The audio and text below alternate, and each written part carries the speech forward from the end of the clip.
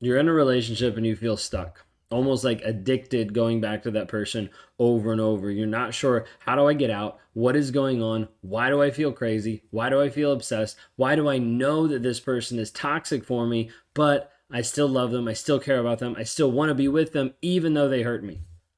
Today, we're going to talk about the trauma bond, breaking it down to have you understand what it actually is, why it actually matters for you to know this, and what to be able to do to be able to move through it. If you guys are new here, my name is Ben Taylor. I'm a self-aware narcissist on this channel to provide awareness about narcissistic abuse.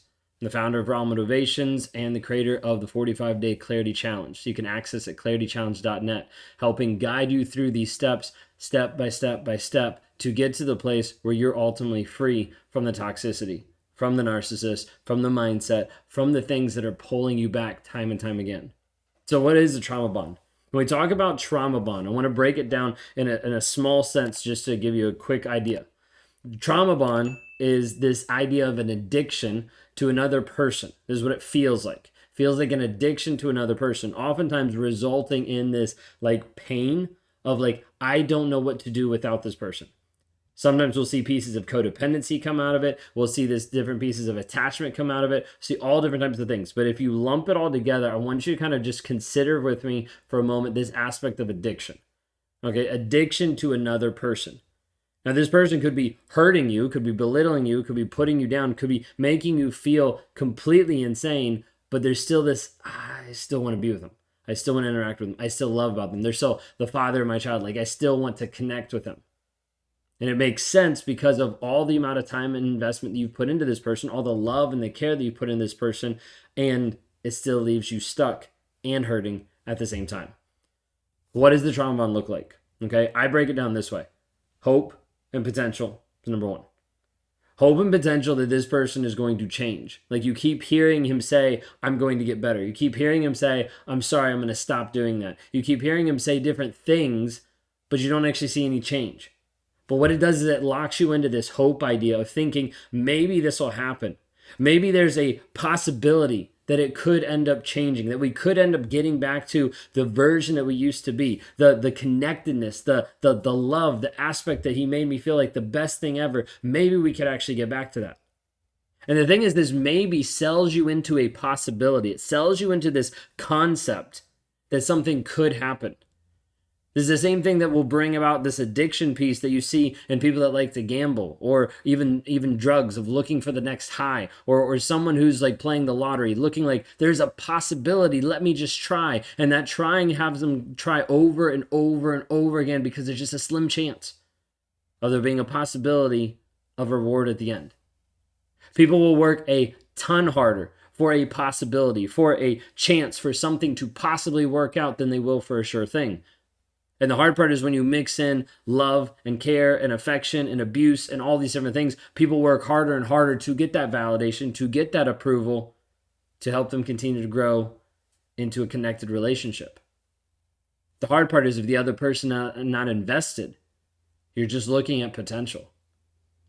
Potential is someone that's just sitting there and they have this idea, they have this concept, they have this piece of their life that could be maximized, that could grow, that could be amazing.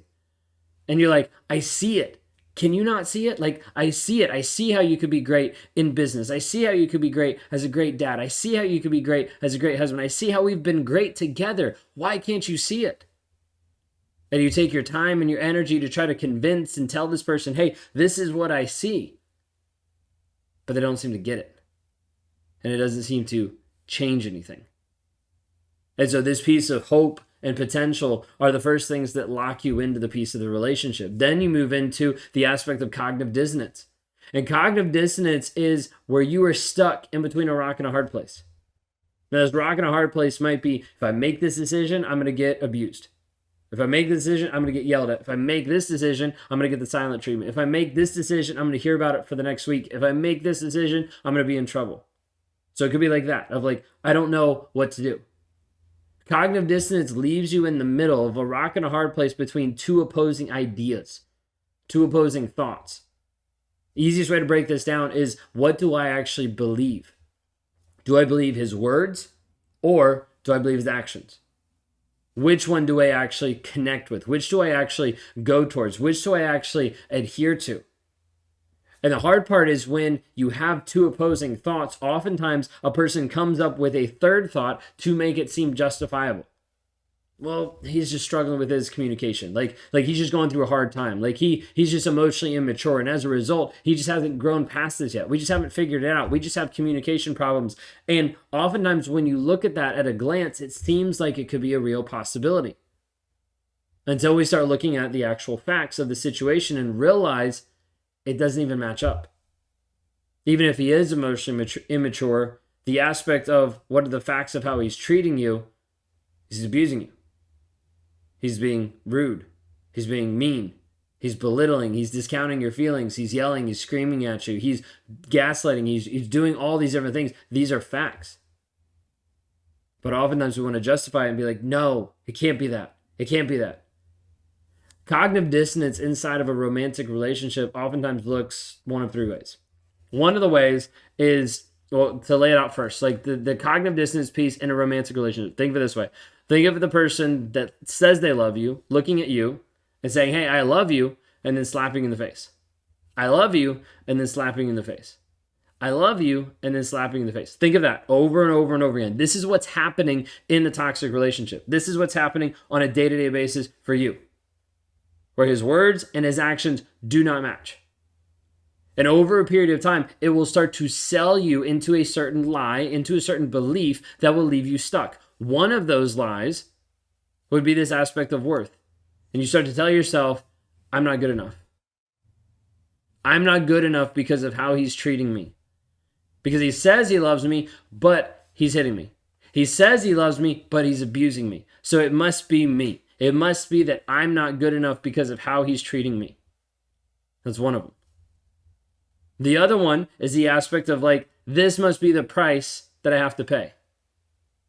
When you drive and you get to an interstate that has a toll road, you're like, well, this sucks. Like GPS didn't route me a different way. I guess this is just what I have to do. Whether you like toll roads, whether you don't, either way.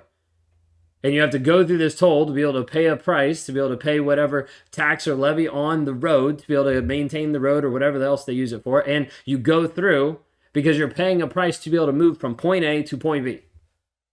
And so you think inside the toxic relationship, this is just the season of life I have to go through. This is the things I have to give up or have to change about myself or I have to pay to survive, to get to the love that's there, to get to the version of us that actually was connected, that had that hope, that had that potential. And you start to sell yourself into the idea thinking, this is just the price I have to pay. This is the toll I have to go through in order to get to the version of us that I used to have. The version of us that we used to be. So you sell yourself into that. And with this cognitive dissonance piece of I love you and then slaps you in the face, I love you and slaps you in the face, it starts to tell you these things, that this is all you're worth, that this is the price you have to pay. And that this is what love is.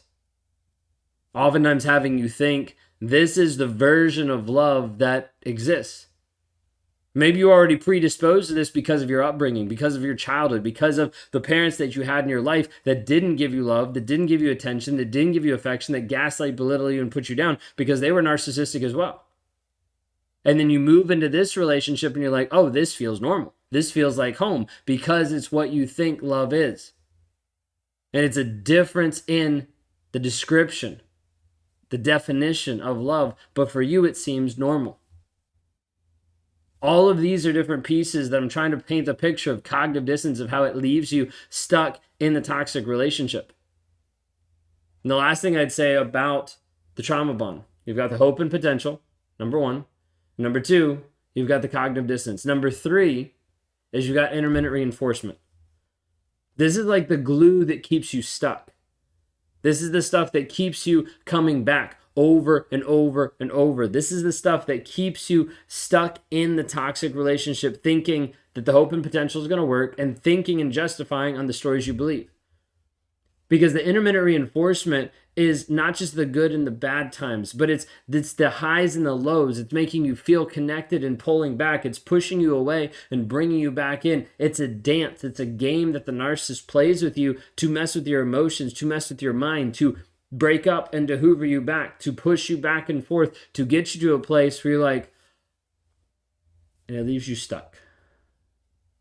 And it leaves you addicted. And it leaves you feeling obsessed. Sometimes even after breaking up from the relationship or getting out of the relationship, you still going back over and over and over again. So what do we do about this?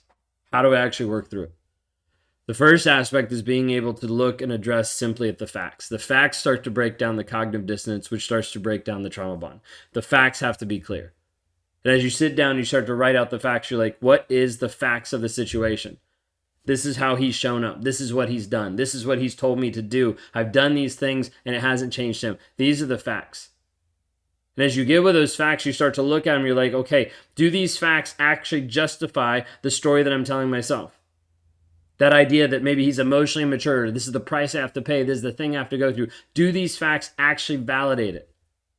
And you look at it and you're like, it doesn't feel like they do, but they kind of do, but they kind of don't. Go back to the facts. If you can, take like your logic hat, put your logic hat on, put your emotional hat to the side, just for a couple minutes, and go through factually, yes or no, yes or no, yes or no. How does he demonstrate love? How does he demonstrate care? How does he demonstrate respect? How does he demonstrate honesty? Yes or no, yes or no, yes or no. To get really clear on the facts. This is just to give you the awareness piece. This is just to open up your eyes of what might actually be true, what might not be true. And then we sit with it and we have to look at it and you're like, okay, this is what's going on. Man, I don't feel good about these facts. And this is the crucial point, because at this point, this is where we've run into with cognitive dissonance, where we're like, we'll come up with a different story. Take a pause and be like, wait a second. These are the facts. I don't like these facts. What do we need to do?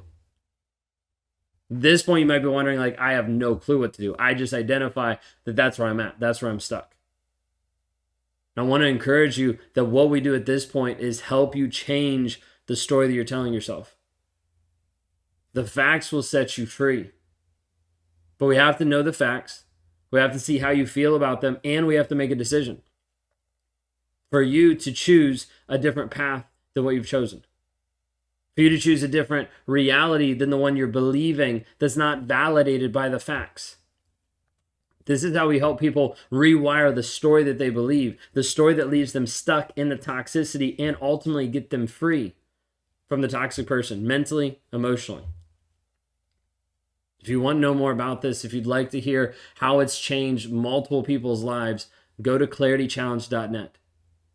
This is the system and the program that we've put together to help people break free from the toxicity, to break free from the trauma bond, the hope and the potential, the cognitive dissonance, and the intermittent reinforcement.